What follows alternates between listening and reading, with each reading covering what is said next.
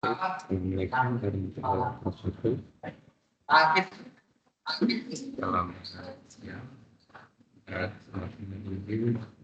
dan mencoba untuk presentasikan terkait evaluasi tugas belajar tugas besar mata kuliah Finance Elemen dan Fisik yang berjudul analisis satu dimensi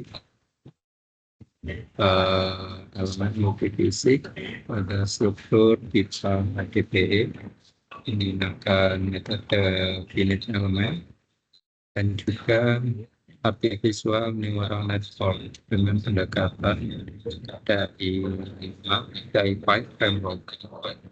Ya, perkenalkan, nama saya Nicholas Lutsa dengan NPM 2306292992, merupakan mahasiswa program mesin dan teknik mesin aplikasi teknik Universitas Indonesia tahun 2014.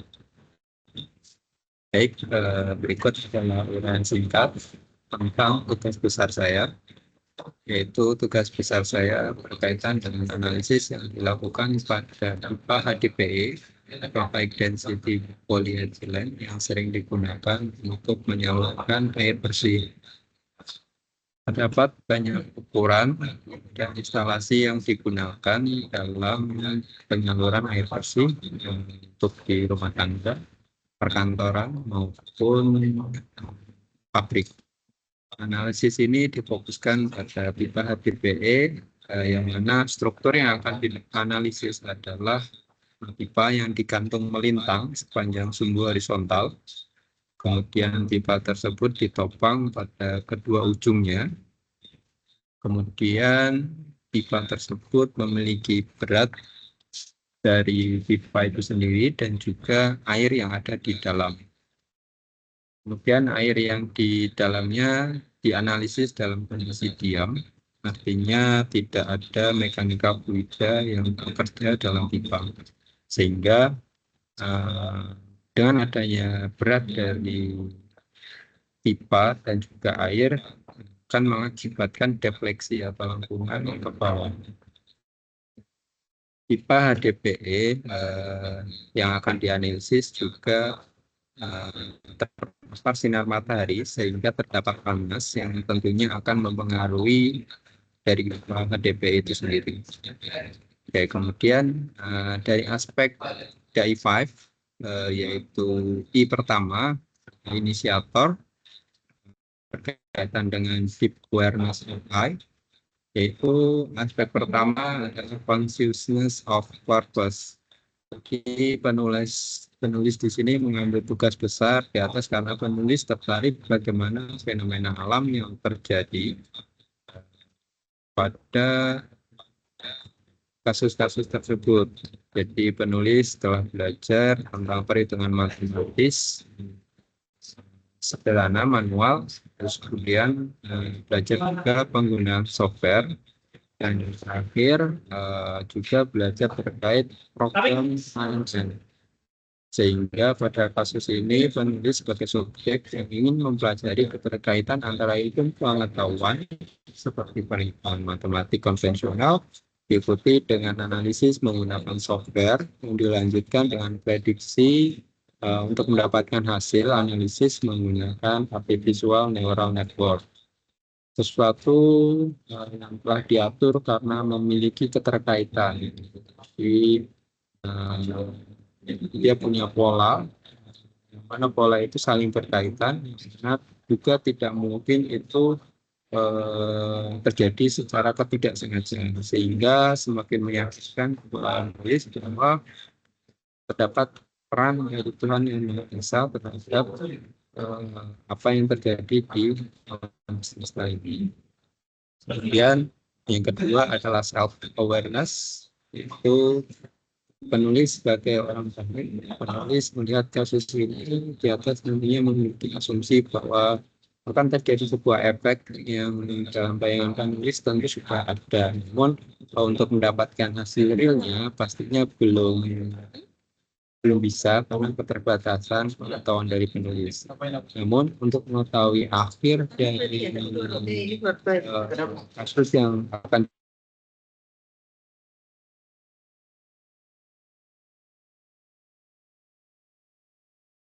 ini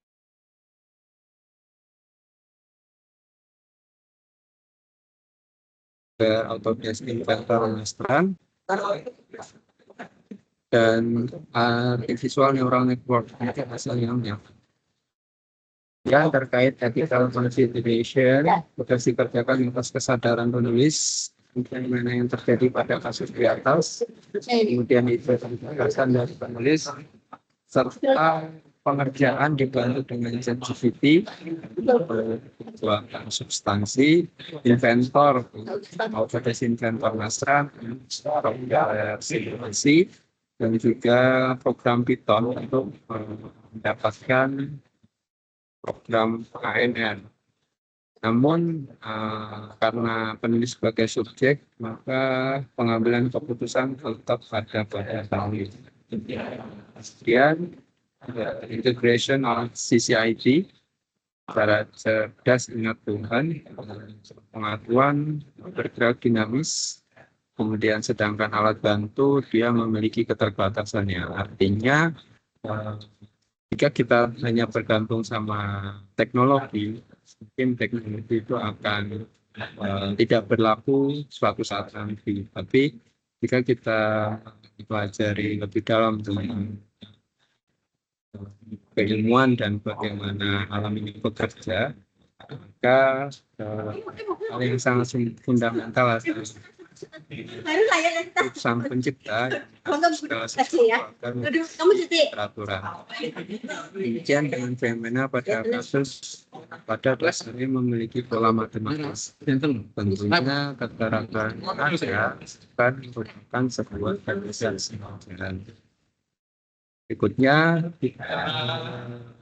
deep awareness of I yang kelima adalah critical reflection. Jadi manusia itu dibekali Tuhan dengan akal, pikiran, serta hati untuk membedakannya dengan makhluk yang lain.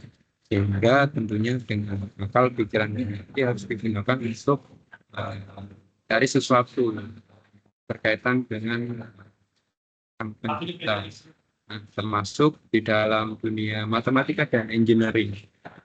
Jadi dalam engineering segala sesuatu itu bisa dihitung. Kemudian pastinya ada pola sehingga dia memiliki keteraturan, yang mana keteraturan itu tidak mungkin dibuat terjadi tanpa ketidaksengajaan dan pastinya melibatkan Tuhan yang Maha Esa di dalamnya. Kemudian yang keenam ada continuum of awareness. Jadi ketika sudah mendapatkan hasil dalam sebuah analisis, kita jangan terlalu puas karena masih banyak ilmu pengetahuan yang belum diketahui atau belum digali oleh penulis, sehingga setelah berhasil pada satu kasus, maka diharapkan untuk mencoba kasus lain sehingga ilmu pengetahuan yang Tuhan ciptakan bisa dipahami dan dipelajari bahkan dimanfaatkan oleh penulis. Oke, yang berikutnya adalah intention, yaitu berkaitan dengan clarification of intent. Jadi penulis ingin melakukan pembuktian pada kasus terhadap keterkaitan antara ilmu pengetahuan yang mana hal tersebut bukan sebuah ketidaksengajaan. Jadi terdapat campur tangan Tuhan di dalamnya. Jadi pembuktian keterkaitan antara perhitungan manual akan tulisan yang sangat dipengaruhi oleh kemampuan manusia yang mengerjakan. Jadi faktor human error-nya itu relatif besar. Kemudian penggunaan software simulasi yang mana masih ada masih ada pengaruh dari manusia, namun faktor human error-nya bisa lebih kecil atau diminimalisir. Kemudian menggunakan sebuah aplikasi yang bisa untuk memprediksi hasil menggunakan ANN, yang mana bisa mendapatkan hasil yang akurat dan faktor human error yang relatif kecil.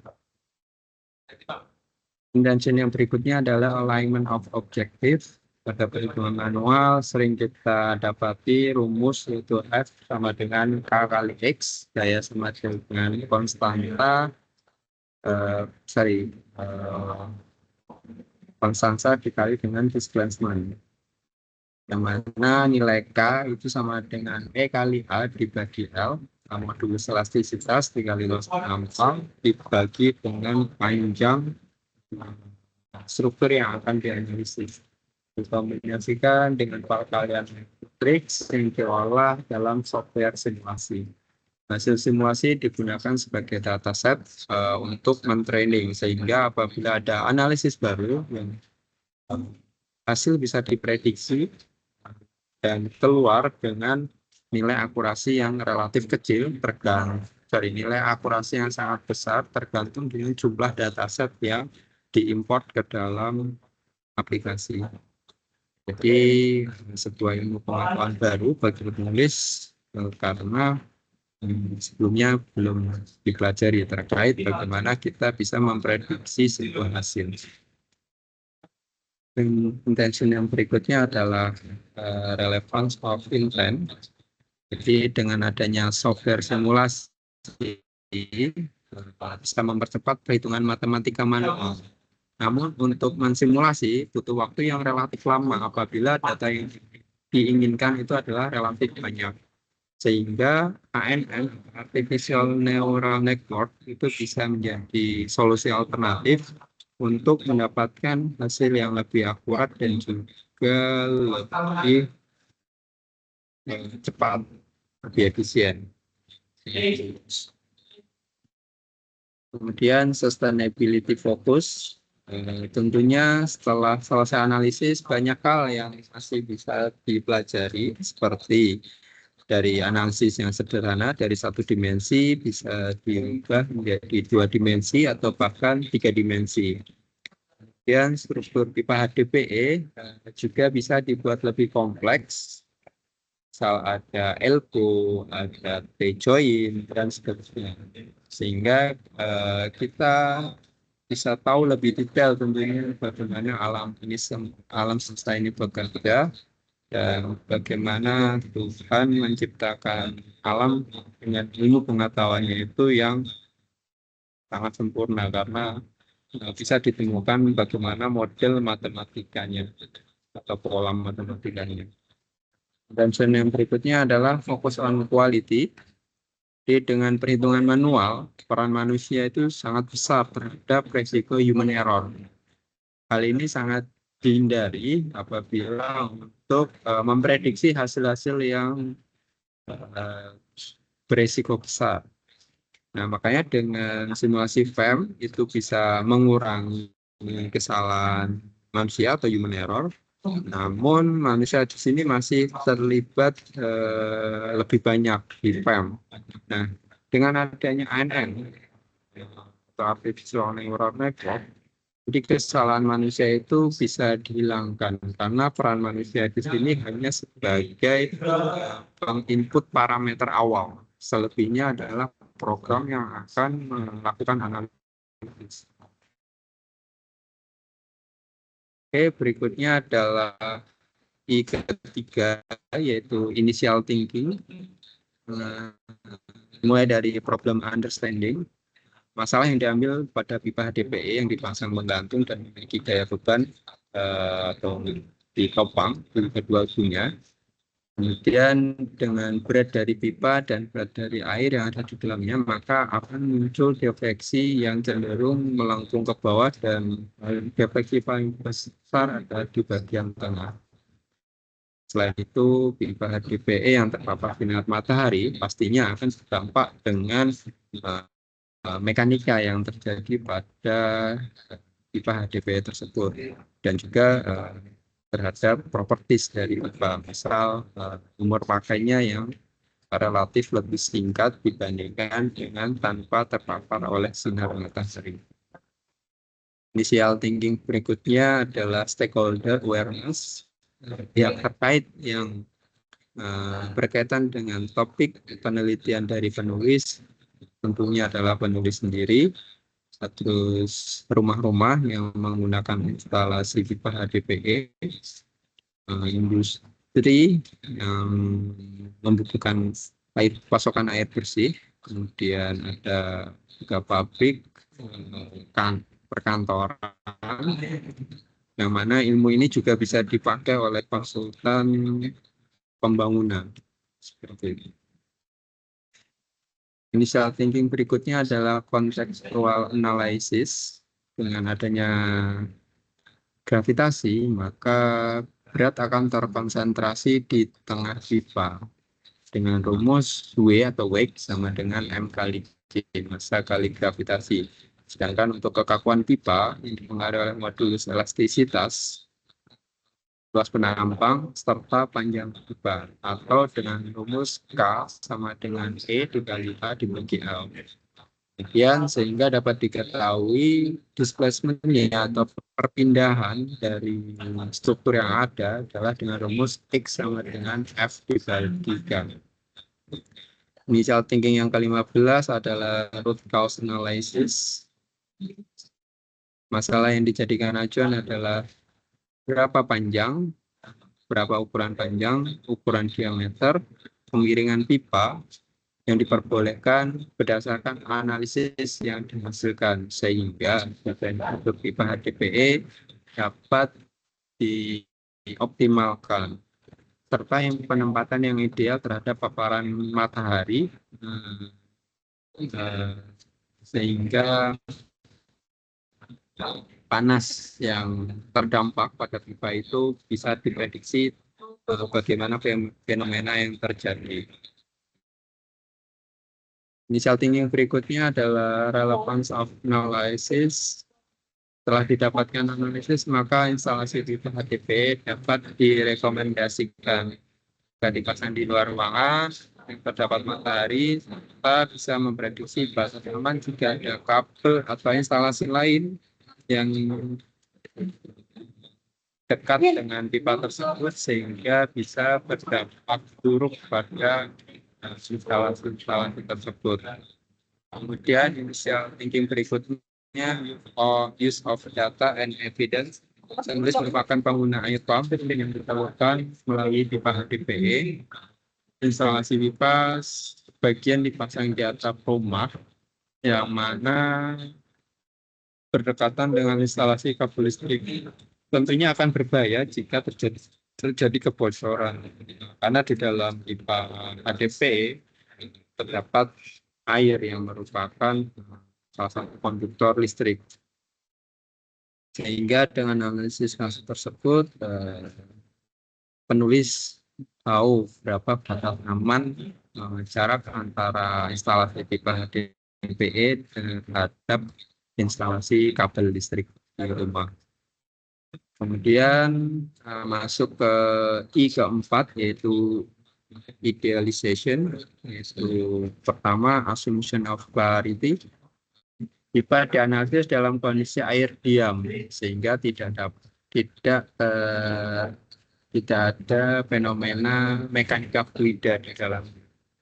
Kemudian pipa dianggap homogen dan isotropik. Air memiliki suhu normal besar 20 derajat Celcius. Kemudian utilization yang berikutnya adalah creativity and innovation. Jadi pada penelitian ini mempertimbangkan kemiringan pipa terhadap suhu horizontal. Sehingga apabila pipa itu dipasang dalam kondisi miring, kita bisa mengetahui dampak yang diakibatkan dengan instalasi seperti itu. Jadi bisa mengetahui nilai perpindahan, distribusi suhu dan tekanan dari pipa itu sendiri. Ya, utilization yang berikutnya terkait physical realism, yaitu ada W sama dengan M kali G untuk mendapatkan berat pipa dan berat air. Rho sama dengan M per V untuk mencari tahu massa dari pipa dan air. F sama dengan K kali X untuk mengetahui besar perpindahan. K sama dengan E kali A dibagi L untuk mengetahui kekakuan dari pipa HDPE. Oke. Realization yang berikutnya adalah alignment with intent. Tentu dengan mengetahui kondisi ideal akan membantu tujuan yang telah disampaikan pada bab intention. Ya. Kemudian bertujuan untuk mendapatkan hasil yang sesuai dan akurat. Realization yang berikutnya adalah terkait scalability dan adaptability. Hasil analisis yang dapat digunakan pada berbagai macam pipa, namun tentunya parameter yang digunakan juga berbeda. Tapi secara prinsip akan relatif sama. Misal pada kasus HDPE, pipa HDPE dengan kondisi yang ideal yang ada di atas yang sudah dipaparkan tentunya dapat digunakan pada berbagai ukuran, kemiringan, dan juga paparan matahari di waktu tertentu. Karena beda waktu paparan akan mempengaruhi heat input atau panas, masukan panas yang masuk ke dalam pipa HDPE. Idealisasi yang berikutnya adalah simplicity dan elegance. Dengan adanya pemodelan ANN, sehingga waktu yang dibutuhkan untuk memprediksi hasil akan lebih singkat dengan tingkat akurasi yang tergantung dengan jumlah dataset training yang akan kita gunakan. Yang terakhir, yang kelima adalah instruction set. Yang pertama berkaitan dengan clarity of step. Di penulis melakukan simulasi untuk mendapatkan hasil perpindahan, distribusi panas, distribusi tegangan thermal, menggunakan Autodesk Inventor masteran. Kemudian penulis mengambil data simulasi hingga 100 kali dan membuatnya dalam format Excel. Kemudian data Excel ini nantinya akan penulis import ke dalam program yang berbasis Python, kemudian dimasukkan ke dalam ANN. Nah, data training tersebut yang akan digunakan sebagai algoritma dari ANN untuk memprediksi hasil berdasarkan parameter yang telah di-input. Kemudian instruction berikutnya adalah comprehensiveness. Semakin banyak dataset training yang diimport, maka akan menghasilkan hasil prediksi atau data prediksi yang lebih cepat dan semakin akurat. Kemudian berkaitan dengan physical interpretation, untuk perpindahan atau deformasi, displacement, untuk mendapatkan batas aman agar pipa HDPE tidak kontak dengan objek lain di sekitar areanya. Pada suhu tertentu untuk mendapatkan efek yang timbul terhadap pipa yang berpotensi pada ikatan antara air dengan pipa. Jika suhu air itu berperan dengan kesehatan. Instruction set yang berikutnya adalah error minimization, error yang akan semakin kecil jika semakin banyak data set training yang digunakan. Nah, dengan data set training sebanyak 100 data berdasarkan analisis program, margin errornya sudah relatif bagus, yaitu kurang dari 5%. Kemudian ada instruction set berkaitan dengan verification and validation. Hasil dari prediksi ANN dapat divalidasi dengan mensimulasikan pada software Nastran, atau bahkan mungkin bisa kita lakukan perhitungan secara manual. Iterative approach, dataset yang digunakan adalah 100 data dengan margin error kurang dari 5%. Namun apabila itu masih dianggap besar, maka kita cukup menambah iterasi atau jumlah data menjadi lebih banyak lagi, lebih dari 100 data. Kemudian sustainability integration, dataset training yang dapat digunakan dapat terus ditambahkan untuk meningkatkan akurasi.